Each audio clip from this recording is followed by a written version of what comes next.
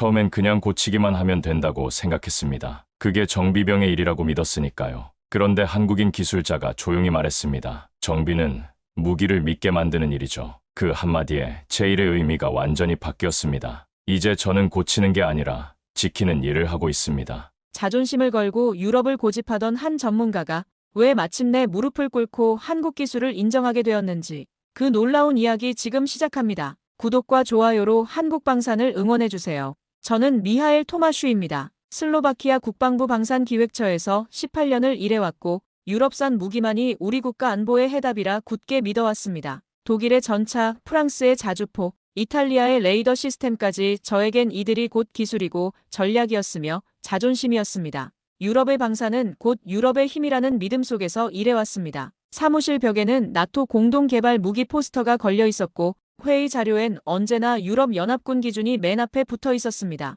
저는 늘 말했습니다. 우리는 미국처럼 강하지 않지만 유럽처럼 정밀하다. 그리고 후배들에겐 비싸도 독일제를 써야 한다고 가르쳤습니다. 그게 제가 알고 있던 방산의 원칙이었고 그게 저의 기준이었습니다. 매일 아침 출근해서 가장 먼저 하는 일은 유럽 방산업체들의 납기 현황을 점검하는 것이었습니다. 독일 라인메탈의 부품 공급 일정, 프랑스 탈레스의 기술 지원 스케줄, 이탈리아 레오나르도의 정비 매뉴얼 업데이트까지 모든 것이 체계적이고 정확했습니다. 물론 가격은 비쌌지만 그만한 가치가 있다고 생각했습니다. 유럽의 기술은 신뢰할 수 있었고 그 신뢰가 곧 우리의 안보였습니다. 동료들과 점심을 먹을 때면 항상 같은 이야기가 나왔습니다. 미국 무기는 너무 비싸고 제약이 많아. 러시아 무기는 논외고 역시 유럽이 우리에게 가장 적합해. 그런 대화 속에서 저는 늘 고개를 끄덕였습니다. 맞는 말이라고 생각했으니까요. 그러던 어느 날 상부회의에서 FA50이라는 이름이 올라왔습니다. 한국산 경공격기. 이름만 들어도 낯설었습니다. 순간 회의실에 정적이 흘렀습니다. 한국이 우리 차세대 전투기 후보라고요? 저는 웃음을 참지 못했습니다. 주변 장교들도 당황한 눈빛이었습니다. 어떤 이는 조용히 말했죠. 폴란드가 이미 도입했답니다. 그 말을 듣고도 저는 믿지 않았습니다. 폴란드가 한국 무기를 K2 전차, K9, 자주포, 천무 다연장 로켓에 이어 FA50까지 도대체 무슨 이유로 그런 선택을 했을까? 유럽 통합방산 체계를 위협할 수 있는 행보를 폴란드가 앞장서고 있다니. 회의가 끝나고 저는 혼자 남아서 관련 자료들을 뒤적거렸습니다. 한국의 방산 수출 현황, 기술 수준, 가격 경쟁력 등등. 숫자들은 분명 인상적이었지만 여전히 뭔가 석연치 않았습니다. 기술력이 뛰어나다고 해서 유럽의 오랜 전통과 축적된 노하우를 뛰어넘을 수 있을까? 그건 단순히 성능의 문제가 아니라 철학의 문제였습니다. 그날 밤 집에 돌아가서도 계속 생각했습니다. 왜 폴란드는 한국을 선택했을까? 정치적 이유? 경제적 이유? 아니면 정말로 기술적 우위가 있는 걸까? 아무리 생각해도 답이 나오지 않았습니다. 18년간 쌓아온 제 신념과 맞지 않는 현실이었으니까요. 그날 이후 저는 한국 방산에 대해 더 자세히 알아보기 시작했습니다. 하지만 그때까지만 해도 저는 확신하고 있었습니다. 유럽이 최고라고, 한국은 아직 우리 수준에 못 미친다고. 그게 제가 알던 세상의 전부였으니까요. 하지만 곧 그 확신이 송두리째 흔들리는 일이 벌어질 줄은 그때는 정말 몰랐습니다. FA50이라는 이름은 제게 낯설기만 했습니다. 아무리 폴란드가 도입했다지만 슬로바키아는 다릅니다. 우리는 소규모이지만 유럽의 정통을 잇는 국가였고 방산에서도 자존심을 지켜야 했습니다. 그런데 그날 이후 국방부는 연이어 회의를 열었습니다. FA50 도입 가능성 분석, K방산 납기 시스템 검토, 운용주권 개념 비교 같은 낯선 단어들이 문서 제목에 등장하기 시작했습니다. 동료들은 수군댔습니다. 한국은 기술이 아니라 속도야. 싸고 빠르다지만 오래 못 간다는 말도 있잖아. 폴란드는 워낙 급하니까 그렇겠지. 그 말들이 어쩐지 저의 속마음을 대변하는 듯 했습니다. 저 역시 그렇게 생각했습니다. 기술의 깊이는 시간에서 나온다고 믿었고 한국은 아직 그런 시간을 갖지 못한 나라라고 여겼습니다. 점심시간에 동료 얀 노박과 이야기를 나누었습니다. 그는 체코 출신으로 우리 부서에서 가장 경험이 많은 사람 중 하나였습니다. 미하엘, 한국 무기에 대해 어떻게 생각해? 그가 물었을 때 저는 주저없이 답했습니다. 글쎄, 가격은 매력적이지만 검증이 부족하지 않나? 우리가 굳이 실험대가 될 필요는 없다고 생각해. 얀은 고개를 끄덕이며 말했습니다. 맞아. 유럽은 수십 년간의 실전 데이터가 있어. 한국은 아무리 좋다고 해도 아직 불확실성이 크지. 그 대화는 우리 부서 전체의 분위기를 대변하는 것이었습니다. 누구도 한국 무기에 대해 진지하게 고려하지 않았습니다. 하지만 이상했습니다.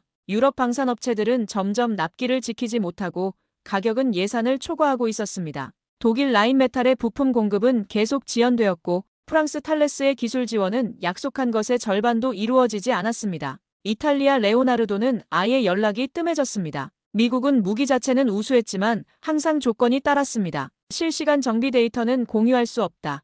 부품은 자국에서만 가능하다. 교육은 본토에서만 한다. 말이 동맹이지 실제로는 운용권 없는 대여에 가까웠습니다. 우리가 무기를 사는 것이 아니라 사용 허가를 받는 느낌이었습니다. 그러던 중 폴란드에서 온 보고서 하나가 제 책상에 놓였습니다. 폴란드군의 한국 무기 운용 현황에 대한 간략한 브리핑 자료였습니다. 그 안에 적힌 내용들이 제 눈길을 끌었습니다. 자체 정비 가능, 부품 현지 생산, 기술 이전 완료, 운용 교육 자국 내 실시. 이런 조건들은 유럽 업체들이 절대 주지 않는 것들이었습니다. 그 와중에 폴란드는 한국과 운용 주권을 협상하고 있었습니다. 그 말이 머릿속을 떠나지 않았습니다. 운용 주권 즉 무기를 도입한 뒤 그걸 언제 어디서 어떻게 쓸지 스스로 결정할 수 있는 권리. 지금껏 우리는 그런 걸 고려조차 하지 않았습니다. 우리는 단지 성능만을 봐왔던 것입니다. 어느 날 국방위원회 회의에서 한 의원이 이런 질문을 던졌습니다. 우리가 도입한 유럽 무기들 정말 우리 마음대로 쓸 수 있습니까? 그 순간 회의실이 조용해졌습니다. 누구도 명확하게 답하지 못했습니다. 저 역시 마찬가지였습니다. 며칠 후 저는 정책협의 차 폴란드에 가게 되었습니다. 그곳에서 저는 처음으로 FA-50을 눈앞에서 보았습니다. 그리고 그 기체 앞에 서 있던 한 폴란드 장교의 말이 제 가슴을 깊게 파고들었습니다. 이 기체는 단순히 싸서 산 게 아닙니다. 우리 스스로 고칠 수 있어서, 스스로 쏠 수 있어서 선택한 겁니다. 그 순간 제 안에서 무언가가 처음으로 흔들리기 시작했습니다. 한국이라는 나라, 우리가 눈길조차 주지 않던 그 나라가 우리보다 더 멀리 보고 있었던 것은 아닐까 하는 생각이 들었습니다. 폴란드 공군 기지에 도착한 날, 저는 마음속에 묘한 긴장을 품고 있었습니다. 겉으로는 정책 협의차 왔다고 했지만 제 속내는 달랐습니다. 이들이 도대체 왜 한국 무기를 그렇게 극찬하는가?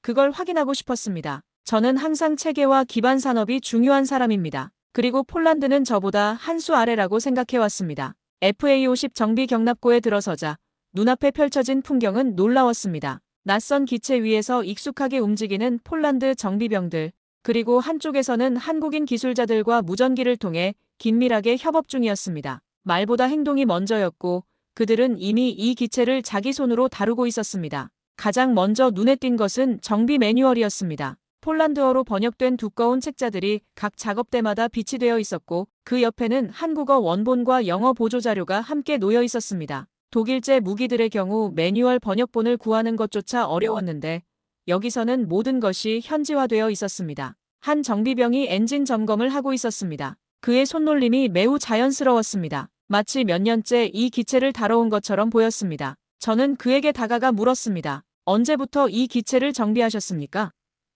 그는 웃으며 답했습니다. 6개월 전부터요. 한국 기술자들이 3개월간 붙어서 가르쳐 주었습니다. 놀라운 것은 교육 방식이었습니다. 일반적으로 유럽 업체들은 자국에서 교육을 받게 하거나 극히 제한적인 기간 동안만 기술자를 파견했습니다. 하지만 한국은 달랐습니다. 폴란드 현지에 상주하는 기술 지원팀이 있었고 24시간 언제든 연락할 수 있는 핫라인이 구축되어 있었습니다. 훈련이 끝난 후 저는 조심스럽게 정비 책임자에게 물었습니다. 솔직히 말씀해 주시죠. 왜 한국입니까? 유럽 무기를 두고 왜 이렇게 멀리 돌아가셨습니까? 그는 잠시 말이 없더니 경납고 한쪽 벽을 가리켰습니다. 그곳엔 정비 기록과 매뉴얼, 부품 목록이 정리된 게시판이 붙어 있었고 그 옆에 한국어로 된 수기 노트와 영어로 번역된 체크리스트가 함께 있었습니다. 이게 전부입니다. 한국은 우리에게 이 모든 걸 줬습니다. 그가 덧붙였습니다. 미국은 무기를 줍니다. 유럽은 기술을 줍니다. 하지만 한국은 쓰는 권리를 줍니다.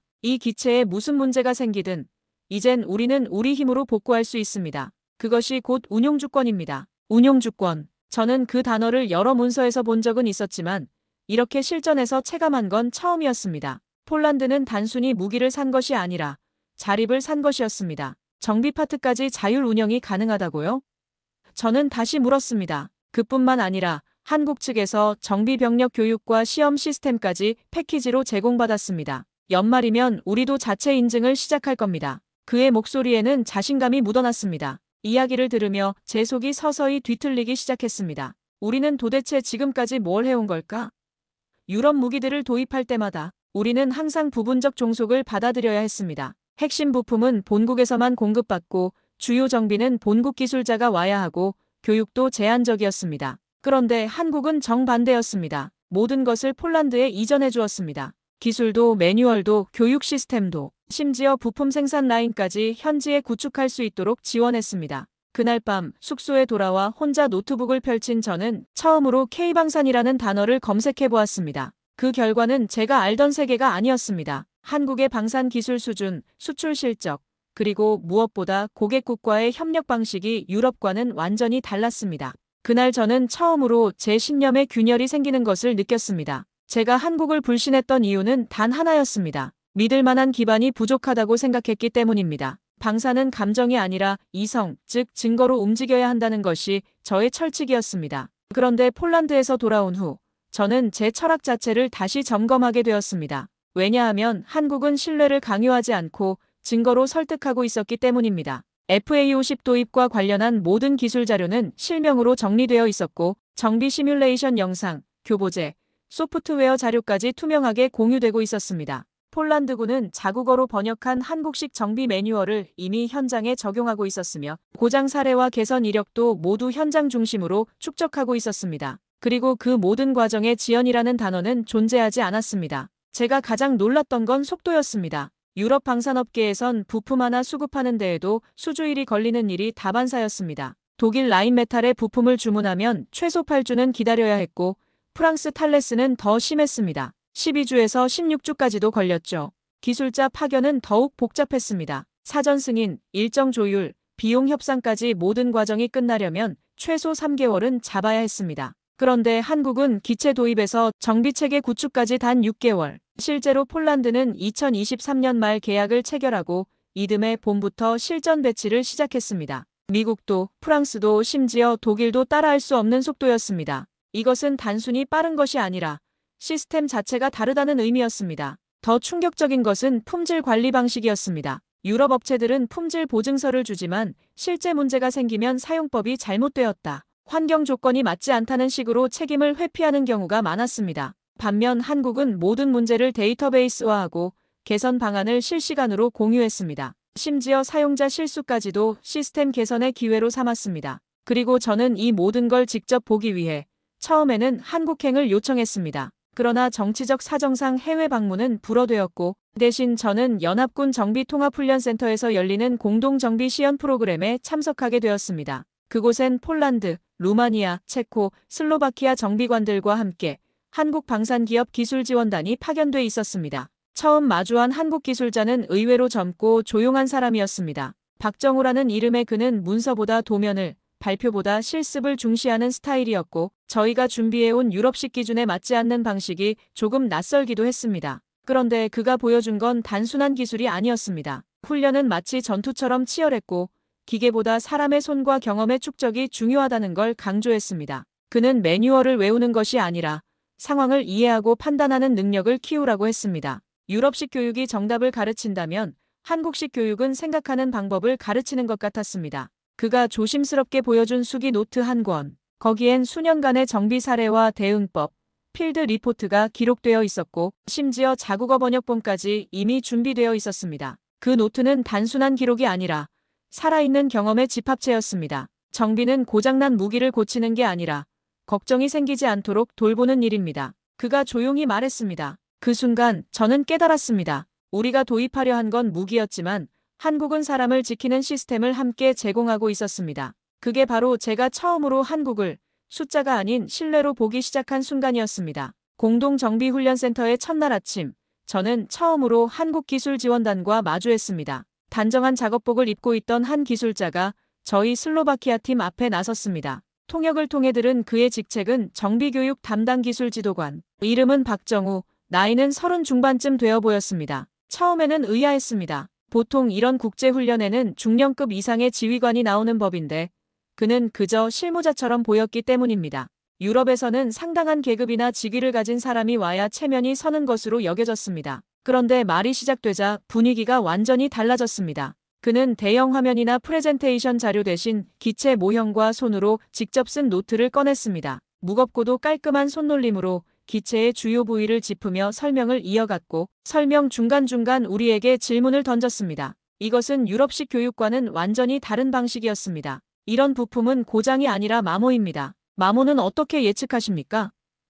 그의 첫 번째 질문이었습니다. 저는 당황했습니다. 매뉴얼에는 교체 주기가 명시되어 있으니 그대로 따르면 되는 것 아닌가? 하지만 그는 다르게 접근했습니다. 부품 재고는 기준량이 아니라 작전 패턴에 따라 조정해야 합니다. 같은 비행 시간이라도 훈련 비행과 작전 비행은 부품에 주는 스트레스가 다릅니다. 그 말 한마디 한마디에 저를 포함한 참석자들의 눈빛이 서서히 달라졌습니다. 그는 정비를 기계적인 고장 수리로 보지 않았습니다. 정비는 위험을 예방하는 사람 중심의 작전 활동이라는 것이 그의 철학이었습니다. 유럽의 정비 교육이 절차와 규정에 초점을 맞춘다면 한국의 정비 교육은 이해와 판단에 중점을 두었습니다. 실습 시간에 그는 우리에게 실제 정비 케이스를 제시했습니다. 엔진 오일 압력이 정상 범위 하한선에 있습니다. 매뉴얼상으로는 정상이지만 조종사가 미세한 진동을 느꼈다고 합니다. 어떻게 하시겠습니까?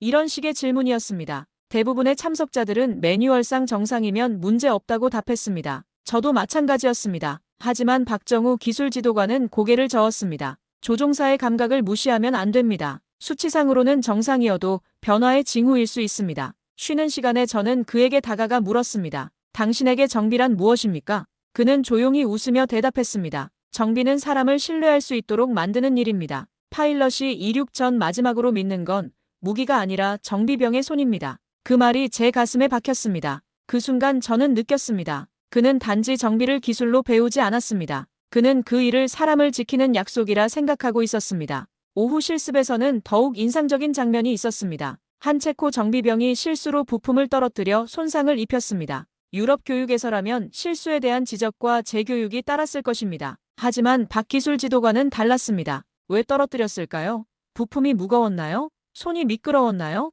작업 자세가 불편했나요? 그는 실수를 탓하지 않고 원인을 찾으려 했습니다. 그리고 그 원인을 바탕으로 작업 환경과 절차를 개선하는 방법을 함께 고민했습니다. 정비병의 철학이 태도에서 시작된다는 것을 저는 그때 처음 깨달았습니다. 우리는 그동안 기술만 봐왔고 수치만 따졌지만 정작 가장 중요한 건 신뢰를 쌓는 자세였던 겁니다. 그가 저희에게 마지막으로 건넨 문장이 아직도 잊히지 않습니다. 기계는 언제든 고장납니다. 하지만 사람은 기억하고 준비할 수 있습니다. 그날 이후 저는 숫자보다 사람을 먼저 보기 시작했습니다. 그리고 한국이라는 나라에 대해 다시 생각하게 되었습니다. 정비훈련이 시작된 지 사흘째 되던 날, 저는 마음 한구석에 서늘한 감정을 느꼈습니다. 이건 단지 훈련이 아니었습니다. 오히려 제 안에 자리 잡고 있던 자존심이라는 껍질이 조용히 갈라지는 소리였을지도 모릅니다. 슬로바키아는 항상 유럽의 품 안에서 기술을 배워왔습니다. 독일의 매뉴얼, 프랑스의 기준, 이탈리아의 설계 방식 그 모든 것이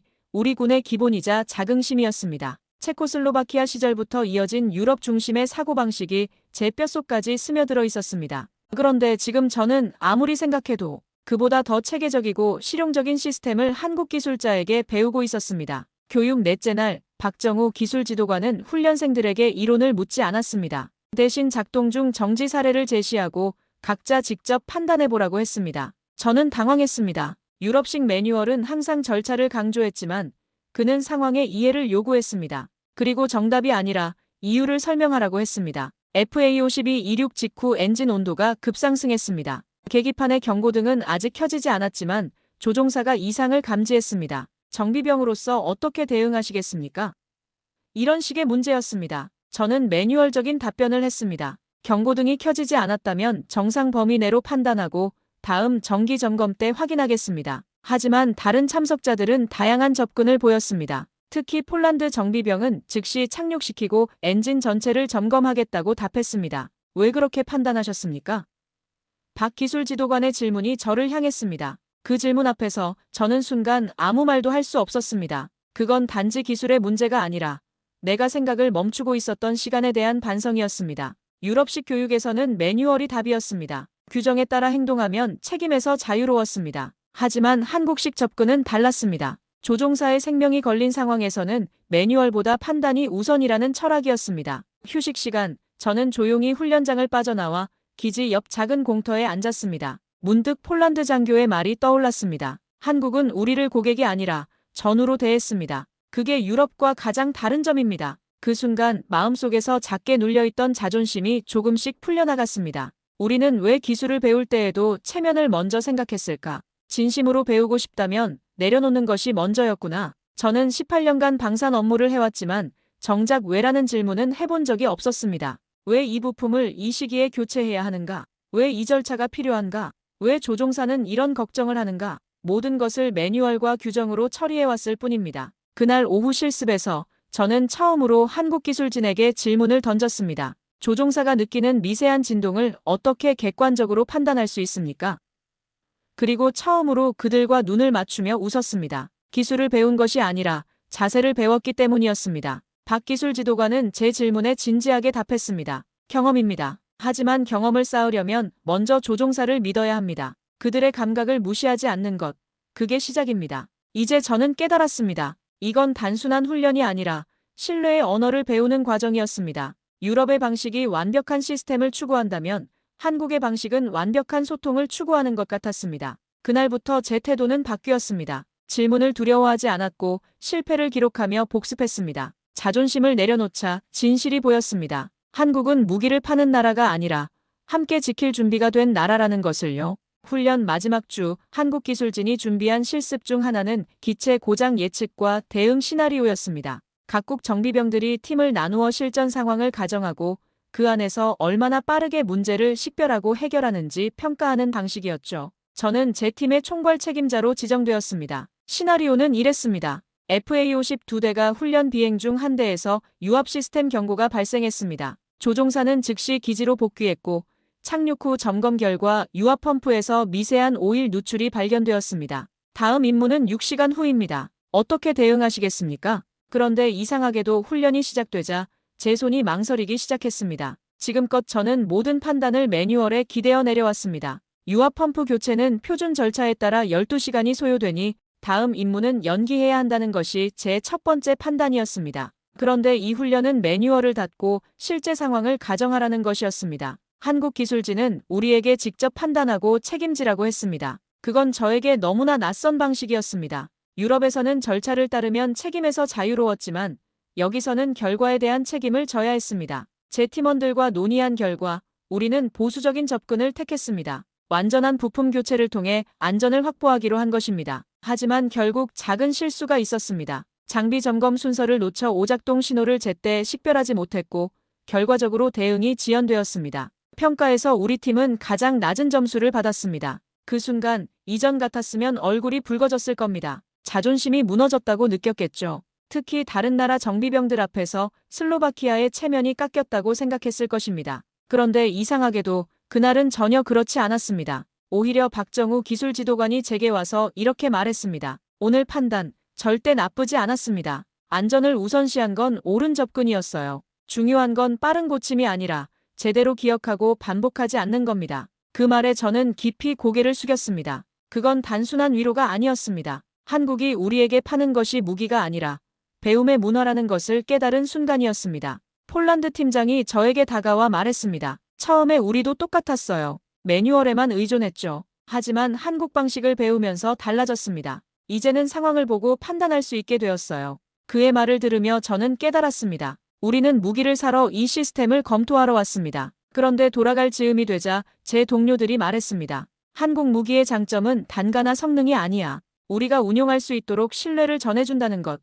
그게 핵심이야. 마지막 날 종료 회의에서 각국 대표들이 소감을 발표했습니다. 체코 대표는 기술 이전의 새로운 모델을 보았다고 했고 루마니아 대표는 파트너십의 진정한 의미를 배웠다고 말했습니다. 제가 마이크를 잡았을 때 저는 조심스럽게 말했습니다. 저는 이번 훈련을 통해 한 가지를 깨달았습니다. 우리가 지금까지 찾던 건 더 좋은 무기가 아니라 더 좋은 파트너였다는 것을요. 폴란드가 왜 그렇게 한국 무기를 지지했는지 이제 알 것 같았습니다. 그들은 단지 장비를 구매한 게 아니라 스스로 지킬 수 있는 권리를 산 것입니다. 한국은 무기를 판매하는 동시에 함께 전장을 고민해주는 나라였고 그것은 유럽이나 미국과는 근본적으로 다른 방식이었습니다. 그날 저는 제 노트 마지막 장에 이렇게 적었습니다. 우리가 산 것은 무기가 아니다. 우리는 이들과 함께 싸울 수 있다는 믿음을 산 것이다. 모든 훈련 일정을 마치고 귀국한 날 저는 유럽연합방산정책실 보고서 위에 차분히 손을 얹었습니다. 한국기술진과의 훈련은 이제 과거가 되었지만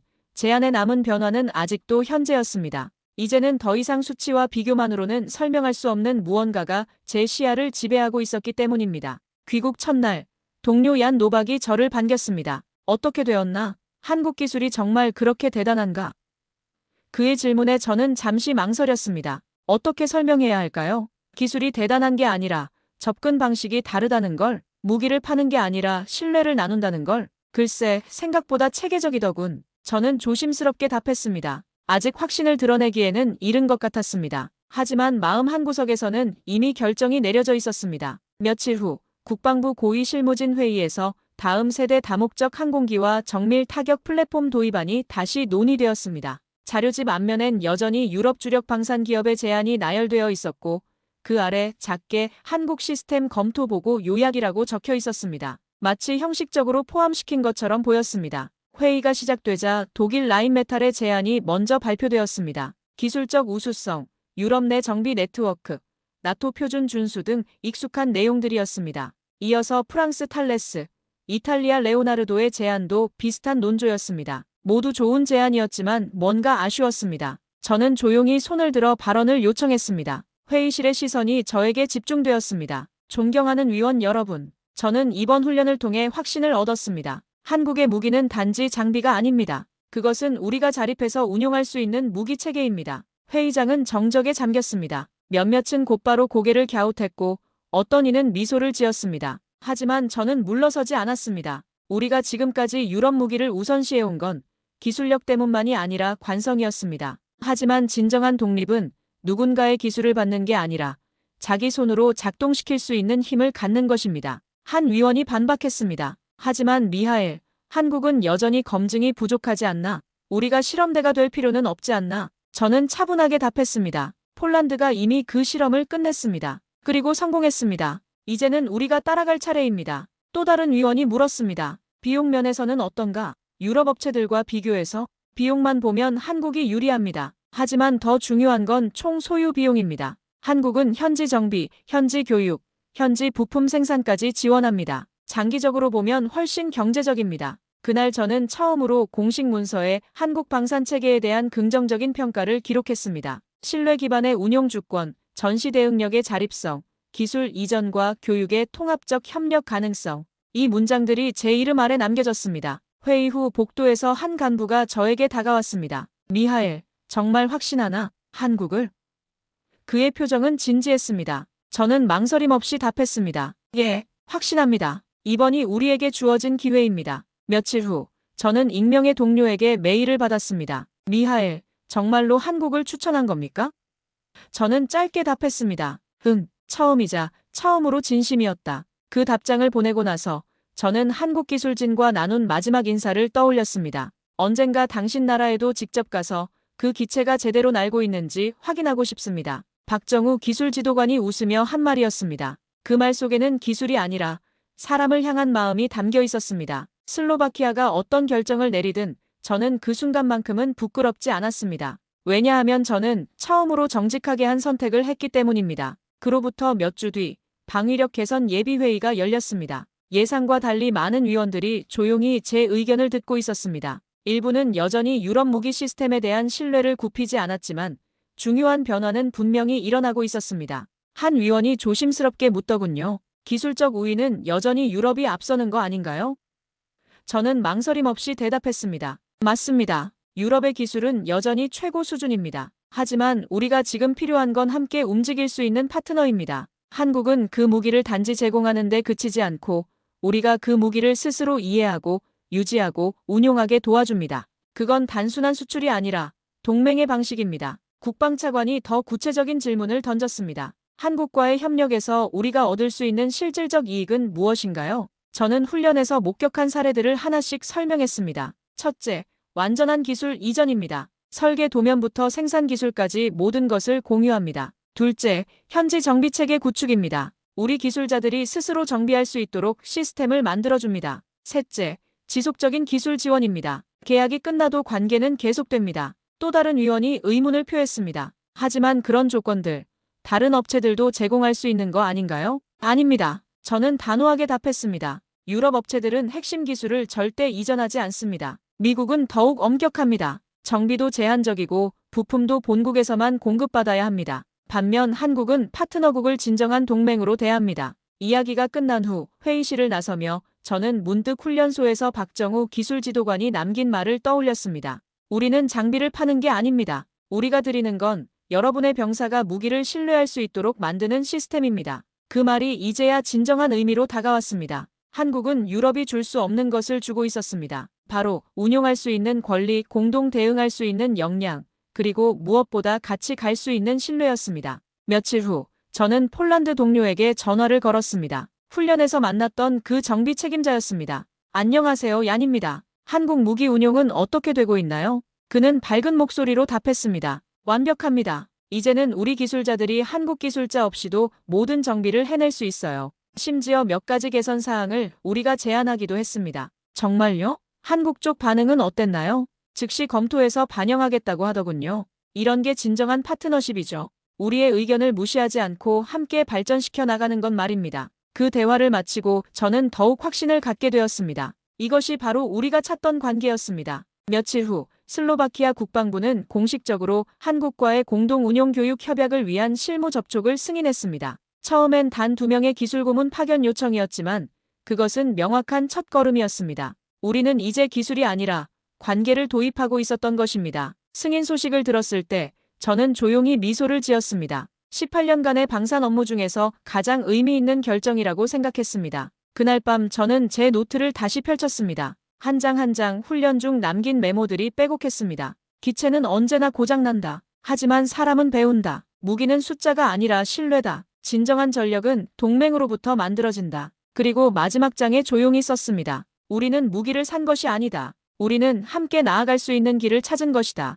지금 이 글을 쓰고 있는 이 순간 제 앞에는 한국과의 기술협력 보고서가 놓여 있습니다. 결제 서명란 아래에는 제 이름이 또렷하게 새겨져 있고 그 위에는 공동정비 능력 강화라는 문구가 적혀 있습니다. 누군가는 이 문서를 단순한 업무라 생각하겠지만 제게는 그렇지 않습니다. 이건 제가 처음으로 진심으로 동의하고 스스로 선택한 협력이기 때문입니다. 돌이켜보면 한국 무기를 처음 들었을 때 저는 냉소적이었습니다. 유럽보다 나을 리 없다.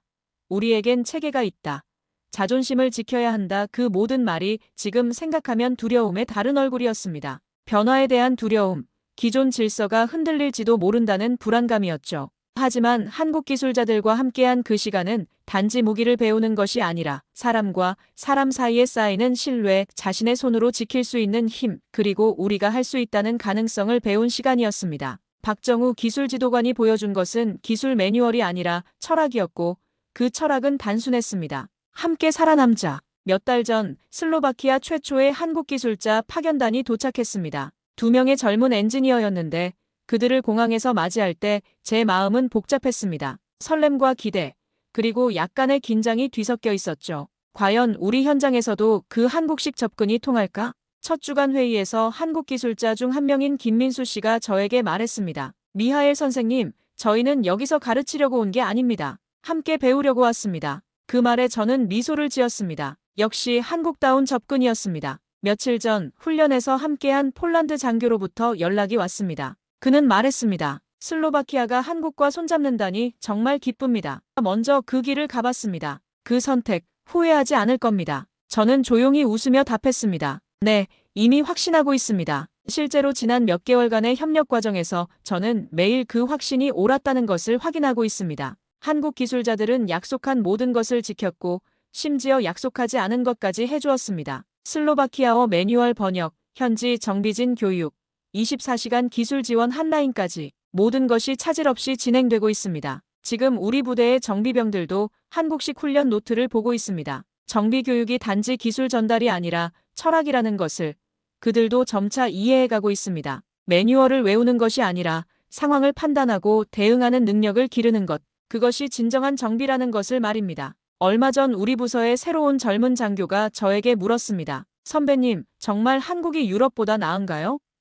저는 잠시 생각하다가 이렇게 답했습니다. 더 낫고 못하고의 문제가 아니야. 다른 거지. 유럽은 완성품을 주고 한국은 함께 만들어가는 과정을 준다. 어느 쪽이 우리에게 필요한지는 스스로 판단해야 해. 국가 방산이라는 건 결국 숫자가 아니라 사람입니다. 믿고 맡기고 지킬 수 있는 사람들. 그리고 그런 사람들이 함께 있는 시스템, 그 모든 것을 한국에서 배웠습니다. 그리고 이 결정은 제 인생에서 가장 후회 없는 선택이 되었습니다. 지난주 국방부 연례평가회의에서 저는 이런 보고를 했습니다. 한국과의 협력은 단순한 무기 도입을 넘어 우리 군의 자립 능력 향상에 크게 기여하고 있습니다. 이는 비용 절감뿐만 아니라 전략적 자율성 확보라는 더 큰 가치를 가져다 주었습니다. 회의 후 국방차관이 저에게 개별적으로 말했습니다. 미하엘, 좋은 선택이었네. 처음엔 걱정했는데 결과가 이렇게 좋을 줄 몰랐어. 저는 이제 말할 수 있습니다. 한국을 선택한 건 제 경력에서 가장 용기 있는 결정이었고 제 인생에서 가장 잘한 결정이었습니다. 18년간 방산 업무를 해오면서 이토록 확신을 가지고 추진한 프로젝트는 없었습니다. 이제 저는 고치는 게 아니라 지키는 일을 하고 있습니다. 한국인 기술자가 조용히 말했던 그 한마디가 제 일의 의미를 완전히 바꾸었습니다. 정비는 무기를 믿게 만드는 일이죠. 그리고 그 믿음이 바로 우리가 한국에서 배운 가장 소중한 것입니다. 충격적인 소식입니다. 피자와 햄버거로 가득하던 미국 고등학교 매점에서 하루아침에 전혀 예상치 못한 이것이 불티나게 팔리기 시작했습니다. 학생들은 줄을 서기 시작했고 매점 직원은 공급업체에 SOS를 쳤으며 결국 지역 언론까지 들썩였습니다. 이 모든 소동의 중심엔 한국이 있었습니다. 도대체 무슨 일이 있었던 건지 오늘의 사연 바로 시작합니다. 저는 앨리슨 그린입니다. 캘리포니아 하이스쿨에 다니는 평범한 17세 여학생입니다. 제 하루는 단조로웠어요. 아침에 일어나 학교에 가고 수업을 듣고 점심시간에는 매점에서 나초나 슬라이스 피자를 사 먹은 뒤 오후 수업을 듣고 집에 돌아오는 일상이었죠. 그날도 점심시간이 되자 친구들과 함께 평소처럼 매점으로 향했습니다. 긴 줄을 서서 기다리는 동안 KT가 보이지 않아 주변을 둘러보았어요. KT는 제 가장 친한 친구로 평소 같으면 저와 함께 피자를 사 먹곤 했거든요. 구석 테이블에서 KT를 발견했습니다. 그녀는 이상하게 생긴 컵 앞에 앉아 있었어요. 호기심에 다가가 보니 매콤한 향기가 코를 자극했습니다. KT는 웃으며 저를 보았어요. 앨리슨, 여기, 이거 한번 먹어볼래? 어제 본 한국 드라마 주인공이 먹던 거야. KT는 작년부터 한류에 빠져 한국어를 배우기 시작했어요. 처음에는 단순한 취미라고 생각했는데 이제는 거의 매일 K-팝과 한국 드라마 이야기를 하곤 했죠. 그녀 앞에 놓인 빨간 컵에는 김이 모락모락 나는 면이 담겨 있었어요. 그냥 뜨거운 물만 부으면 돼. 진짜 쉽고 맛있어. KT의 열정적인 권유에 한 입만 먹어보기로 했습니다. 처음에는 맵다는 생각이 들었지만 이상하게도 계속 먹고 싶은 맛이었어요. 입 안이 화끈거렸지만 동시에 중독성 있는 감칠맛이 느껴졌습니다. 이게 뭐라고 했지? 불닭볶음면.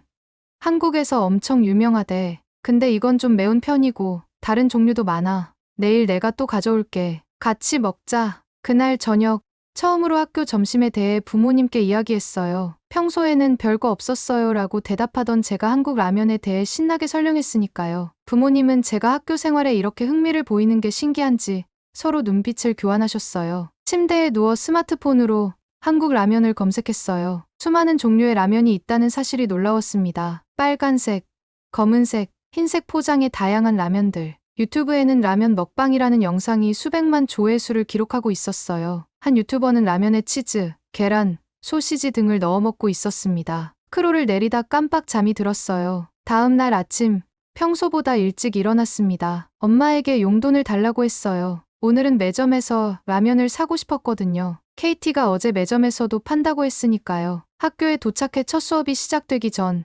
매점에 들러 물어봤습니다. 혹시 한국 라면 팔아요? 방금 입고됐어. 요즘 애들이 갑자기 찾기 시작해서 급하게 주문했거든. 어제 다른 친구가 먹는 거 보고 왔구나. 제프 아저씨는 15년째 우리 학교 매점을 운영하고 계셨어요. 학생들의 취향 변화에 항상 빠르게 대응하시는 분이었죠. 저에게 컵라면 하나를 건네며 미소 지으셨습니다. 이건 별로 맵지 않은 거야. 수업 시간 내내 점심시간만 기다렸어요. 벨이 울리자마자 매점으로 달려갔습니다. KT와 약속한 대로 그녀도 라면을 들고 있었어요. 우리는 서로 다른 종류의 라면을 반씩 나눠 먹기로 했습니다. 그날부터 제 점심시간이 완전히 바뀌었어요. 일주일이 지나자 놀라운 변화가 일어났습니다. 저와 KT만 라면을 먹던 테이블에 다른 친구들이 하나둘 합류하기 시작했어요. 처음에는 한 입만 먹어볼게 라던 친구들이 이제는 자기 것을 사와서 함께 먹었습니다. 우리 테이블에서 일어나는 작은 라면 파티가 다른 학생들의 눈길을 끌었어요. 금요일이 되자 매점 앞에는 라면을 사려는 학생들로 긴 줄이 생겼습니다. 제프 아저씨는 당황한 표정으로 재고를 확인하고 있었어요. 점심시간이 절반도 지나지 않았는데 라면이 다 팔린 것 같았습니다. 미안해. 다 팔렸어. 월요일에 더 많이 준비할게. 실망한 학생들의 한숨 소리가 들렸어요. 그 중에는 저도 있었습니다. KT는 자신의 라면을 절반으로 나눠 저에게 주었어요. 그 순간 제프 아저씨가 전화기를 들고 급하게 통화하는 모습이 보였습니다. 네, H마트 학교 매점인데요. 한국 라면 전 종류 최대한 빨리 공급 가능할까요? 네, 급합니다. 애들이 몰려가지고 주말 동안 학교 온라인 커뮤니티에는 라면 관련 게시물이 넘쳐났어요. 진라면, 순한맛, 신라면, 승자는 라면에 치즈 넣어 먹으면 대박. 내가 추천하는 한국 라면 같은 제목의 글들이 올라왔습니다. 심지어 교내 소식지 편집장인 제시카는 다음 호에 라면 열풍에 대한 특집 기사를 준비하겠다고 공지했어요. 월요일 아침 등교하자마자 매점 앞에 모인 인파를 보고 깜짝 놀랐습니다. 제프 아저씨는 H마트에서 대량으로 공수해 온 라면 박스들을 열고 있었어요. 이전에는 보지 못했던 다양한 종류의 라면이 진열대를 채웠습니다. 컵라면뿐만 아니라 봉지라면도 있었고 매점 한쪽에는 전자레인지가 2대 더 추가되어 있었어요. 오늘부터 한 사람당 2개까지만 살 수 있어요. 모두가 먹을 수 있게 협조해주세요. 제프 아저씨의 공지에 학생들은 질서 있게 줄을 섰습니다. 저는 진라면과 불닭볶음면 중간 단계의 매운맛이라는 열라면을 골랐어요. 점심시간 학교 식당은 이제 라면 냄새로 가득했습니다. 전통적인 급식을 먹는 학생보다 라면을 먹는 학생이 더 많아 보였어요. KT가 자리에 앉으며 흥분된 목소리로 말했습니다. H마트에서 김치도 가져왔대. 진짜 한국 김치. 내일부터 판매 시작한대. 이 소식에 우리 테이블 모두가 환호성을 질렀어요. 라면만으로도 충분히 맛있었지만 KT가 유튜브에서 본 라면에 김치 얹어 먹기를 직접 해볼 수 있다니 기대가 되었습니다. 그날 오후 교내 게시판에 새로운 공지가 붙었어요. 급식 이용률 감소에 따른 긴급 학부모 교사회의 개최라는 제목이었습니다. 라면 열풍이 학교 급식 시스템에 영향을 미치기 시작한 거예요. 평소 급식을 이용하던 학생들마저 이제는 라면을 선택하고 있었으니까요. 집에 돌아와 부모님께 이 소식을 전했습니다. 엄마는 염려스러운 표정을 지었어요. 매일 라면만 먹는 건 건강에 좋지 않을 텐데. 저는 라면의 다양한 종류와 건강식 라면도 있다고 설명했지만 엄마의 우려는 쉽게 가라앉지 않았습니다. 아마 다른 부모님들도 비슷한 생각을 하고 있을 거예요. 내일 있을 회의에서는 어떤 이야기가 오갈지 궁금했습니다. 스마트폰으로 한국 라면 건강을 검색해 보았어요. 라면의 나트륨 함량이 높지만 요즘에는 저나트륨 라면이나 채소가 들어간 건강식 라면도 있다는 글들이 보였습니다. 이런 정보를 학교에 알려야겠다고 생각했어요. 라면 파동이 시작된 지 일주일 만에 저는 이미 라면 전문가가 되어가고 있었습니다. 다음 날 아침 학교는 분주했습니다. 3교시 후 긴급 조회 시간이 잡혔다는 공지가 나왔어요. 모두들 라면 관련 내용일 거라고 짐작하고 있었죠. 제 옆자리 마이클은 작은 소리로 말했습니다. 어제 엄마가 이 회의에 참석한대. 예전에 한국에서 일하셨던 워커 선생님이 오해를 풀어주시겠다고 나서셨대. 조회 시간, 윌슨 교장 선생님은 평소보다 진지한 표정으로 강당 단상에 섰습니다. 건강과 영양에 관한 일반적인 이야기로 시작했어요. 그러다 본론으로 들어갔습니다. 최근 우리 학교에서 급식 이용률이 47%나 감소했습니다. 대부분의 학생들이 매점에서 판매하는 한국 라면을 선택하고 있죠. 라면은 간식으로는 좋지만 매일 주식으로 섭취하기에는 영양학적으로 부족합니다. 학생들 사이에서 웅성거림이 일어났어요. 교장 선생님은 보건교사인 밀러 선생님을 단상으로 불렀습니다. 밀러 선생님은 라면의 높은 나트륨 함량과 지방 함량에 대해 설명하셨어요. 학생들의 표정이 점점 어두워졌습니다. 그때 한국어 수업을 가르치는 워커 선생님이 손을 들었어요. 교장 선생님의 허락을 받고 단상에 올라섰습니다. 제가 한국에서 5년간 살면서 경험한 바로는 라면은 단순한 인스턴트 식품 이상의 의미가 있습니다. 물론 매일 먹기보다는 균형 잡힌 식단의 일부로 즐기는 것이 좋습니다. 하지만 요즘 한국에서는 건강을 고려한 다양한 라면이 개발되고 있어요. 저나트륨 라면, 통곡물면, 채소가 들어간 라면 등이 있습니다. 워커 선생님의 말에 학생들의 표정이 밝아졌어요. 저도 인터넷에서 찾은 정보와 일치해서 안심이 되었습니다. 그러나 일부 교사들과 학부모들은 여전히 의구심을 품은 표정이었어요. 이때 뒷자리에서 조용히 손을 든 학생이 있었습니다. 평소 존재감이 없던 한국 유학생 지훈이었어요. 워커 선생님이 그를 알아보고 단상으로 초대했습니다. 지훈은 유창한 영어로 또박또박 설명하기 시작했어요. 한국에서는 라면이 매우 중요한 음식입니다. 하지만 건강을 위해 균형 잡힌 식사도 중요해요. 제가 한국에서 가져온 자료를 보여드리고 싶습니다. 지우는 태블릿을 연결해 프로젝터에 한국의 다양한 라면 종류와 건강식 라면에 대한 자료를 보여주었어요. 채소 라면, 저나트륨 라면, 유기농 라면 등 다양한 종류가 있었습니다. 그리고 한국에서는 라면만 먹지 않고 김치나 계란, 채소 등을 함께 먹는다고 설명했어요. 교장 선생님은 잠시 생각에 잠기더니 결정을 내렸습니다. 다음 주에 K-Food Week을 열어 한국 음식 문화를 올바르게 이해하는 시간을 가지겠습니다. 지훈 학생과 워커 선생님이 주도적으로 준비해주세요. 매점에서는 건강에 좋은 라면 옵션을 더 많이 제공하고 김치나 채소 등 보충식품도 함께 판매하도록 하겠습니다. 이 발표에 학생들은 환호했고 회의에 참석한 학부모들도 대체로 만족스러운 표정을 지었어요. 하지만 일부 학부모들은 여전히 우려를 표했습니다. 특히 스포츠팀 선수들의 부모님들은 영양 균형에 대해 걱정하고 있었죠. 방과 후 KT와 저는 지훈에게 다가갔습니다. 평소에는 눈에 띄지 않던 그가 오늘 주인공이 된 것 같았어요. 지훈은 수줍게 웃으며 우리의 질문에 답해 주었습니다. 혹시 K-Food Week에 우리도 도울 수 있을까? 지훈의 얼굴에 미소가 번졌습니다. 그는 고개를 끄덕이며 주말에 준비 모임을 하자고 제안했어요. 저는 처음으로 한국 유학생과 대화를 나누게 된 것이 신기했습니다. 라면 하나가 이렇게 다양한 사람들을 연결해 주다니 정말 놀라운 일이었어요. 집에 돌아와 부모님께 오늘 있었던 일을 자세히 설명했습니다. 처음으로 엄마도 관심을 보이셨어요. K-푸드 위크. 재미있겠네. 나도 한번 한국 음식을 배워볼까? 이런 반응은 예상 밖이었습니다. 엄마가 새로운 요리에 관심을 보이는 건 드문 일이었거든요. 라면이 가져온 변화는 학교를 넘어 가정으로까지 확산되고 있었습니다. 주말이 되자 KT와 저는 지훈의 집으로 향했습니다. 처음 가보는 한국 유학생의 집이 어떨지 궁금했어요. 지훈은 학교에서 멀지 않은 아파트에 홈스테이 중이었습니다. 초인종을 누르자 지훈이 환한 미소로 우리를 맞이했어요. 어서 와. 오늘 진짜 한국 라면을 보여줄게. 거실 테이블 위에는 다양한 라면 봉지와 컵라면이 진열되어 있었습니다. 매점에서 본 것보다 훨씬 다양한 종류였어요. 빨간색, 검은색, 흰색, 녹색 등 색깔도 제각각이었습니다. 지훈은 각각의 라면에 대해 설명하기 시작했어요. 이건 진라면 순한 맛이고, 이건 신라면, 여기 있는 건 짜파게티야. 이건 불닭볶음면 2배 매운맛인데, 한국에서도 도전 정신 있는 사람만 먹어. 그리고 이쪽은 건강을 생각한 라면들이야. 저염분 라면, 통곡물면으로 만든 라면, 채소가 들어간 비건 라면도 있어. 놀라움을 감추지 못하며 라면들을 살펴보았습니다. 지훈은 이어서 태블릿을 꺼내 한국의 라면 문화에 대한 프레젠테이션을 보여주었어요. 한국에서는 라면이 단순한 간식이 아니라 문화적 아이콘이라는 설명이었습니다. 한국에서는 라면을 그냥 먹지 않아. 계란, 치즈, 김치, 파, 고기 등을 넣어서 더 맛있고 영양가 있게 먹어. 라면이라는 음식은 기본 틀일 뿐, 여기에 각자의 스타일대로 재료를 추가하지. 지훈의 홈스테이 어머니인 앤더슨 부인이 차와 쿠키를 가져오셨어요. 그녀도 지훈을 통해 한국 음식에 관심을 갖게 되었다고 했습니다. 지훈이 처음 왔을 때는 음식 때문에 고생했어요. 그런데 이제는 오히려 제가 지훈에게 한국 요리를 배우고 있답니다. 김치찌개는 이제 우리 가족의 주간 메뉴가 되었어요.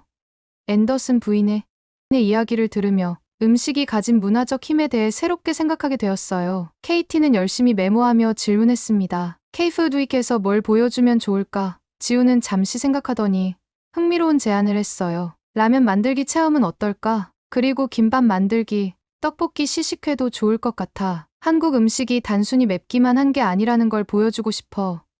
건강하고 균형 잡힌 한식의 모습을 알리고 싶어.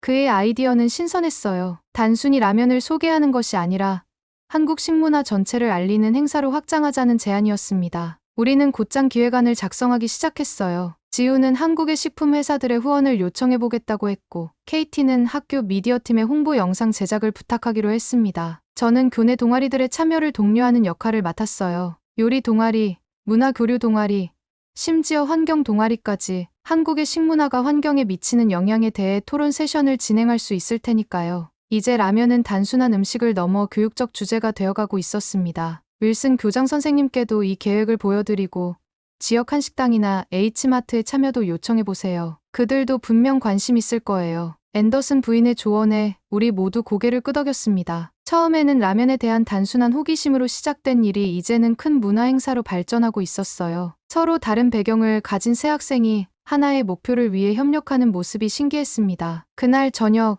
지훈은 직접 끓인 라면으로 우리를 대접했어요. 그가 준비한 라면은 매점에서 먹던 것과는 차원이 달랐습니다. 계란, 파, 김, 심지어 만두까지 넣은 특별한 라면이었어요. 그는 이것을 부대찌개 라면이라고 소개했습니다. 한국전쟁 때 미군 부대에서 나온 재료들로 만들기 시작한 음식에서 영감을 받았어. 문화의 만남이 새로운 음식을 탄생시켰지. 라면 한 그릇이 담고 있는 역사와 문화적 이야기에 감동받았습니다. 집으로 돌아오는 길, KT와 저는 K푸드 위크가 성공적으로 개최되길 바라며 설렘에 가득 찼어요. 이제 우리의 작은 도전이 학교 전체를 변화시킬 준비를 마쳤습니다. 월요일 아침, 우리는 완성된 기획안을 들고 교장실을 찾았습니다. 윌슨 교장 선생님은 우리의 제안을 주의 깊게 들었어요. 특히 건강한 한식 문화를 알리는 부분과 지역 사회와의 연계 방안에 관심을 보이셨습니다. 매우 인상적인 계획이네요. 학생들이 직접 기획한 것이 더욱 의미 있어요. 학교에서 전폭적으로 지원하겠습니다. 윌슨 교장 선생님의 허락을 받아 우리는 곧바로 준비에 착수했어요. 처음에는 라면 하나로 시작된 이 모든 일이 이제는 학교의 공식 행사가 되었습니다. 한 주 동안 준비 과정은 숨 가쁘게 진행되었고 마침내 K푸드 위크가 시작되었습니다. 월요일 아침, 학교는 평소와 다른 분위기로 가득했습니다. 현관에는 K푸드 위크 한국 음식 문화의 세계라는 현수막이 걸렸고 복도에는 한국 음식과 문화를 소개하는 포스터가 붙었어요. 매점 앞에는 라면 외에도 다양한 한국 음식을 소개하는 부스가 설치되었습니다. 첫 번째 행사는 라면의 역사와 문화 강연이었어요. 워커 선생님이 진행하고 지훈이 보조하는 형식이었습니다. 대학 강의실처럼 꾸며진 교실에는 예상보다 많은 학생들이 모였어요. 심지어 다른 학교 학생들까지 참여 신청을 했다고 합니다. 라면은 1958년 일본에서 처음 발명되었지만 한국에서 독특한 발전을 이루었습니다. 특히 한국의 매운맛은 세계적으로 독보적인 위치를 차지하고 있죠. 워커 선생님의 강연에 학생들은 진지하게 경청했어요. 일본, 중국, 한국, 그리고 미국에서의 라면 문화 차이를 설명하는 부분에서는 모두가 놀라움을 금치 못했습니다. 특히 한국에서 라면은 단순한 음식을 넘어 사회적, 문화적 현상이라는 점이 흥미로웠어요. 점심시간에는 나만의 라면 만들기 체험이 진행되었습니다. 학생들은 기본 라면에 다양한 토핑을 얹어 자신만의 라면을 만들었어요. H마트에서 후원한 계란, 파, 김, 치즈, 어묵 등의 재료가 준비되었습니다. 참가자 중 가장 창의적인 라면을 만든 학생에게는 한국식품 세트가 상품으로 주어졌어요. 교내 홍보팀은 이 모든 과정을 촬영했고 실시간으로 학교 SNS에 올라가는 영상은 빠르게 조회수를 올렸습니다. 다른 학교 학생들도 댓글을 달며 관심을 보였어요. 한 학생은 우리 학교도 이런 행사 열어주세요. 댓글을 남겼습니다. 화요일에는 김밥 만들기 워크숍이 열렸어요. 지훈의 어머니가 한국에서 보내주신 레시피로 진행된 이 워크숍은 사전 예약이 순식간에 마감될 정도로 인기가 많았습니다. 김밥이 만들어지는 과정을 보며 학생들은 환호성을 질렀어요. 이게 한국판 초밥인가요? 라는 질문에 지훈은 웃으며 설명했습니다. 비슷하지만 다릅니다. 김밥은 더 다양한 재료를 사용하고 일상적으로 더 자주 먹는 음식이에요. 소풍이나 도시락으로 많이 싸가죠. 수요일 점심시간에는 떡볶이 시식회가 열렸습니다. 지역의 한식당 서울가든에서 후원한 떡볶이는 매콤달콤한 맛으로 학생들의 입맛을 사로잡았어요. 처음에는 매운맛에 주저하던 학생들도 곧 중독성 있는 맛에 반해 줄을 서서 기다렸습니다. 목요일에는 한국의 건강식 문화에 대한 세미나가 열렸어요. 영양사와 한국 요리 전문가가 학교를 방문해 한식의 영양학적 가치에 대해 설명했습니다. 발효식품인 김치가 장내 미생물에 좋다는 이야기, 한국인들이 왜 라면만 먹지 않고 다양한 반찬과 함께 먹는지에 대한 설명 등 흥미로운 내용이 많았어요. 금요일, K푸드 위크의 마지막 날에는 한국 음식 페스티벌이 개최되었습니다. 학교 체육관은 축제 분위기로 가득 찼어요. 여러 부스에서 다양한 한국 음식을 맛볼 수 있었고 K-팝 음악이 흘러나왔습니다. 학생들뿐만 아니라 학부모와 지역 주민들도 많이 참석했어요. 윌슨 교장 선생님은 축하 연설에서 이번 행사의 의미를 강조했습니다. 이번 K는 단순한 음식 축제가 아니라 문화 이해와 다양성을 배우는 소중한 경험이었습니다. 한 학생의 작은 호기심에서 시작된 이 행사가 학교 전체에 큰 변화를 가져왔어요. 페스티벌 도중 지역 뉴스팀이 취재를 왔습니다. 기자는 이 행사를 기획한 주역인 저와 KT, 지훈에게 인터뷰를 요청했어요. 카메라 앞에 선 것은 생애 처음이라 긴장되었지만 진심을 담아 대답했습니다. 이건 단순한 음식 이상의 경험이에요. 한 그릇의 라면을 통해 새로운 문화를 발견하고 새로운 친구를 사귀게 되었습니다. 음식은 우리를 연결하는 가장 쉬운 방법인 것 같아요. 인터뷰 영상은 그날 저녁 뉴스에 방영되었고 온라인에서도 빠르게 공유되었습니다. 한 그릇의 라면이 가져온 문화혁명이라는 제목의 뉴스는 많은 사람들의 관심을 끌었어요. 우리 학교의 사례가 다른 학교에도 영향을 미치기 시작했습니다. K-푸드 위크는 예상보다 훨씬 큰 성공을 거두었어요. 학생들은 한국 음식에 대한 이해를 넓혔고 교사들은 식문화를 통한 교육의 가능성을 발견했습니다. 무엇보다 학교 급식의 메뉴가 다양해졌고 매점에서는 건강한 라면 옵션과 함께 김치, 김, 각종 토핑을 판매하기 시작했어요. 이 모든 변화의 시작이 한 입의 라면이었다는 사실이 놀라웠습니다. 저는 단순한 호기심으로 시작했지만 이제는 음식의 문화적 의미에 대해 진지하게 생각하게 되었어요. 그리고 무엇보다 지훈과 같은 새로운 친구를 사귀게 된 것이 가장 큰 수확이었습니다. K-푸드 위크 이후 학교 생활은 많이 달라졌습니다. 매점 메뉴는 더욱 다양해졌고 급식실에서도 주 1회 한식의 날이 생겼어요. 학생들은 이제 한국 음식을 자연스럽게 받아들이게 되었고 저는 더 깊이 한국 문화에 빠져들고 있었습니다. KT의 추천으로 한국 드라마를 보기 시작했어요. 처음에는 자막을 읽는 것이 불편했지만 곧 이야기에 몰입하게 되었습니다. 드라마 속 한국의 일상생활, 특히 식사 장면에 관심이 많았어요. 그들이 함께 음식을 나누는 방식, 식탁에서의 예절, 다양한 반찬이 놓인 식탁 등 모든 것이 흥미로웠습니다. 어느 날 저녁 평소처럼 한국 드라마를 보고 있는데 엄마가 옆에 앉았어요. 저와 함께 몇 장면을 본 후 뜻밖의 제안을 했습니다. 이번 주말에 한국 음식을 만들어 볼까? 내가 좋아하는 그 김치볶음밥이랑. 엄마의 제안에 깜짝 놀랐어요. 우리 집 식탁에 한국 음식이 올라오다니. 주말이 다가오자 엄마는 H마트에 들러 필요한 재료를 샀습니다. 김치, 고추장, 참기름 등 이전에는 본 적 없는 재료들이 주방을 채웠어요. 유튜브 레시피를 보며 엄마와 함께 김치볶음밥을 만들었습니다. 냄새가 독특하네. 엄마가 김치 냄새를 맡으며 말했어요. 처음에는 망설이는 표정이었지만 완성된 김치볶음밥을 맛본 후에는 놀라움을 감추지 못했습니다. 생각보다 맛있네. 매운맛이 있지만 깊은 풍미가 느껴져. 아빠도 처음에는 의심스러운 표정으로 한 입 먹더니 곧 접시를 비웠어요. 아빠는 온라인으로 한국 바비큐를 검색하기 시작했습니다. 불과 몇 주 전만 해도 상상할 수 없었던 광경이었어요. 다음 주 가족 식사 시간. 아빠는 직접 삼겹살을 구웠습니다. H마트의 전기 그릴을 이용해 식탁에서 바로 고기를 구웠어요. 엄마는 상추와 쌈장을 준비했고 저는 유튜브에서 배운 대로 쌈을 싸서 가족들에게 알려주었습니다. 이렇게 상추에 밥 한 숟가락, 고기 한 조각, 쌈장을 올려서 싸먹는 거예요. 가족들은 처음엔 서툴렀지만 곧 요령을 터득했어요. 아빠는 특히 고기를 구우며 즐거워했습니다. 그는 와인잔에 소주를 따르며 건배라고 외쳤어요. 한국 음식을 통해 우리 가족의 식사 시간이 더욱 즐거워진 것 같았습니다. 다음 날 엄마는 서점에서 한국 요리책을 사왔어요. 그리고 저녁 식사 후 가족 회의 시간에 뜻밖의 제안을 했습니다. 올 여름 휴가, 하와이 대신 한국은 어떨까? 아빠와 저는 놀라움을 금치 못했어요. 우리 가족은 매년 하와이로 휴가를 갔었거든요. 엄마는 태블릿을 꺼내 서울, 부산, 제주도의 사진을 보여주었습니다. 음식, 관광지, 문화 명소 등을 설명하며 열정적으로 말했어요. 문화적 경험도 되고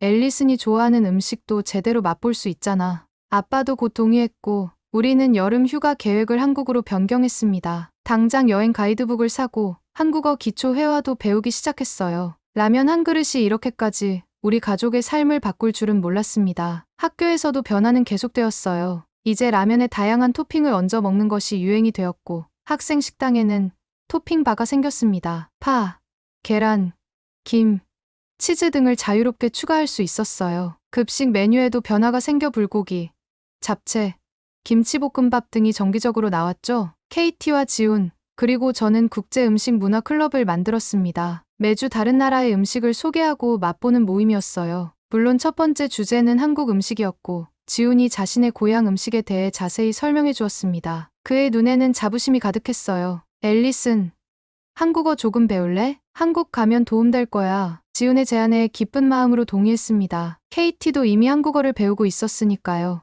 이제 우리 셋은 점심시간에 한국어 스터디 그룹을 만들어 간단한 인사말과 음식 주문하는 법을 연습했어요. 저는 가끔 처음 한국 라면을 맛본 그 순간을 떠올립니다. 그때는 단지 새로운 맛에 대한 호기심이었을 뿐인데 이제는 제 삶의 일부가 되었어요. 라면 한 그릇이 가져온 변화는 단순한 식습관을 넘어 새로운 문화와 친구, 그리고 가족의 변화까지 이어졌습니다. 엄마의 요리책 서가에 한국 요리책이 늘어가고 아빠의 휴대폰에 한국 여행 앱이 설치되었어요. 우리 집 냉장고에는 김치와 고추장이 자리 잡았고 저희 스마트폰에는 한국어 학습 앱이 생겼습니다. 이 모든 변화가 단 몇 달 만에 일어났다는 게 놀라웠어요. 식탁 위의 작은 변화로 시작된 이 여정은 우리 가족을 새로운 세계로 인도하고 있었습니다. 음식은 단순한 영양 공급을 넘어 문화와 이해의 다리가 되었어요. 그리고 그 다리 위에서 저는 새로운 자신을 발견하고 있었습니다. KT의 제안으로 우리는 미국 고등학생들의 한국 라면 리뷰 영상을 찍기로 했습니다. 처음에는 그냥 재미로 시작한 것이었어요. 친구들 몇 명을 초대해 다양한 한국 라면을 맛보고 그 반응을 촬영했습니다. 지훈이 라면의 역사와 각 제품의 특징을 설명하고 저는 진행을 맡았어요. 안녕하세요. 오늘은 미국 고등학생들이 처음으로 한국 라면을 맛보는 시간입니다. 영상은 간단했어요. 불달볶음면, 신라면, 진라면, 짜파게티, 너구리 등 5종류의 라면을 준비했고 각각의 특징과 매운 정도를 설명했습니다. 참가자들은 한 번도 한국 라면을 먹어보지 않은 친구들로 구성했어요. 그들의 첫 반응은 매우 솔직하고 재미있었습니다. 으악, 이거 정말 매워. 우와, 이건 맛있다. 국물이 정말 깊은 맛이야. 아니, 잠깐만. 한 번 더 먹어볼게. 생각보다 괜찮은데? 우리는 이 영상을 편집해서 유튜브에 올렸어요. 제목은 미국 고등학생들의 진짜 한국 라면 첫 리액션 정했습니다. 처음에는 그저 우리 친구들과 학교 학생들이 볼 거라고 생각했어요. 영상을 올리고 다음 날 아침 KT가 흥분한 목소리로 전화를 걸어왔습니다. 앨리슨, 우리 영상 봤어. 조회수가 이미 10,000명이 넘었어. 놀라서 바로 유튜브를 확인했어요. 정말 조회수가 폭발적으로 늘고 있었습니다. 댓글도 수백 개가 달렸어요. 미국 전역에서 뿐만 아니라 한국, 일본, 중국 등 다양한 나라에서 사람들이 댓글을 남겼습니다. 이 라면 어디서 사요? 우리 학교도 이런 라면 파는 매점이 있었으면 좋겠어요. 불닭 처음 먹는 반응 정말 웃겨요.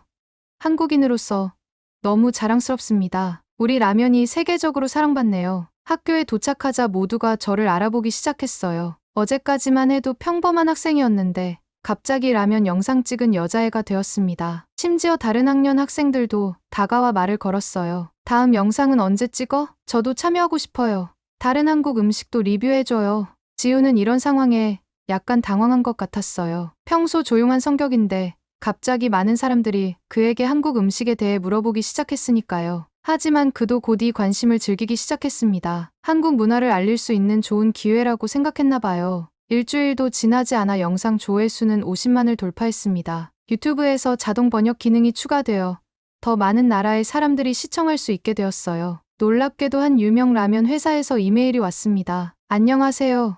앨리슨 그린님. 귀하의 영상을 보고 연락드립니다. 저희 제품에 대한 솔직한 리뷰에 감사드리며 혹시 더 다양한 라면을 소개해드릴 기회가 있을까요? 이메일을 읽고 너무 놀라 KT와 지훈에게 바로 연락했어요. 우리는 방과 후 만나서 회의를 했습니다. 이 제안을 받아들일지, 앞으로 어떤 콘텐츠를 만들지 논의했어요. 결국 우리는 이 기회를 활용해 더 많은 한국 음식을 소개하기로 했습니다. 라면부터 시작했지만 이제는 더 다양한 한국 음식을 소개하면 어떨까? 김밥, 떡볶이, 불고기, 모두 미국인들이 좋아할 만한 음식들이야. KT의 제안에 모두 동의했어요. 우리는 미국 고등학생의 K푸드 탐험이라는 시리즈를 기획했습니다. 매주 다른 한국 음식을 소개하고 미국 친구들의 솔직한 반응을 담기로 했어요. 한국의 라면 회사에서는 샘플을 보내주겠다고 했고 지역 한식당에서도 협찬을 제안해왔습니다. 두 번째 영상은 미국 고등학생들 한국식 떡볶이에 도전하다였어요. 떡의 쫄깃한 식감에 놀라는 친구들의 반응, 매운맛에 땀을 흘리면서도 계속 먹는 모습이 재미있게 담겼습니다. 이 영상도 빠르게 인기를 얻어 일주일 만에 40만 조회수를 기록했어요. 놀랍게도 LA타 연락이 왔습니다. 그들은 10대들이 이끄는 새로운 식문화 혁명이라는 제목의 기사를 준비 중이었고 우리를 인터뷰하고 싶다고 했어요. 인터뷰 당일 저는 너무 긴장했지만 지훈과 KT의 응원 덕분에 편안하게 대화할 수 있었습니다. 처음에는 그냥 맛있는 라면을 발견한 것뿐이었어요. 하지만 점점 라면 너머의 문화를 알게 되었고 그것이 제 삶을 완전히 바꾸었습니다. 이제 저희 가족은 올여름 한국 여행을 계획하고 있어요. 기사가 나간 후 우리의 유튜브 채널 구독자는 하루 만에 5만 명이 늘었습니다. 다른 도시, 심지어 다른 주의 학교에서도 연락이 왔어요. 그들은 자신들의 학교에서도 한국 음식 행사를 열고 싶다며 조언을 구했습니다. 2주 만에 첫 영상의 조회수는 120만 회를 돌파했어요. 우리는 이 인기에 부담을 느끼기도 했지만 동시에 책임감도 느꼈습니다. 한국 문화를 올바르게 소개하고 음식을 통해 문화적 이해를 넓히는 것이 우리의 새로운 목표가 되었어요. 기말고사 기간이 되자 우리는 잠시 영상 제작을 멈추기로 했습니다. 하지만 구독자들은 계속해서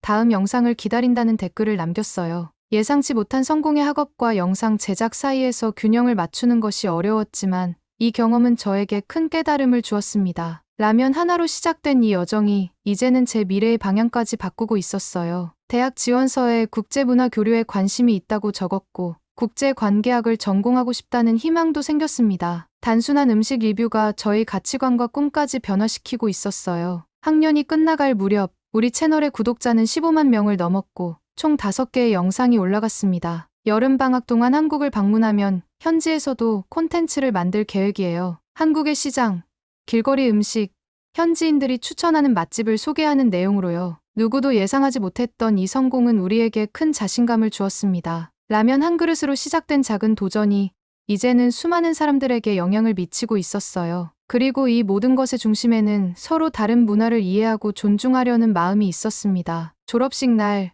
교장 선생님은 특별상 수여를 발표했습니다. 문화적 기여상이라는 새로운 상이었어요. 그리고 놀랍게도 저와 KT, 지훈이 수상자로 호명되었습니다. 이 세 학생은 학교와 지역사회, 나아가 온라인 커뮤니티에서 문화적 다양성을 증진하는 데 큰 기여를 했습니다. 특히 한 가지 음식으로 시작해 학교 문화를 변화시키고 많은 사람들에게 새로운 시각을 제공했습니다. 단상에 올라 상장을 받는 순간 지난 몇 개월을 돌아보게 되었어요. 처음 한국 라면을 맛보던 그 순간부터 학교 매점의 변화, K푸드 유튜브 채널의 성공까지 모든 것이 하나의 작은 경험에서 시작되었다는 사실이 놀라웠습니다. 졸업식 후 파티에서 많은 친구들이 저에게 다가와 인사를 건넸어요. 심지어 예전에는 거의 말을 나누지 않았던 학생들도요. 한국 음식과 문화에 대한 질문, 우리 채널에 대한 칭찬, 여름 한국 여행에 대한 조언 등 다양한 이야기가 오갔습니다. 여름 방학이 시작되고 드디어 한국 여행 날이 다가왔어요. 출발 전날 KT와 지훈이 우리 집에 왔습니다. 지훈은 한국에서의 만남을 약속했고 KT는 한국어 회화책을 선물했어요. 우리는 작별 인사를 나누며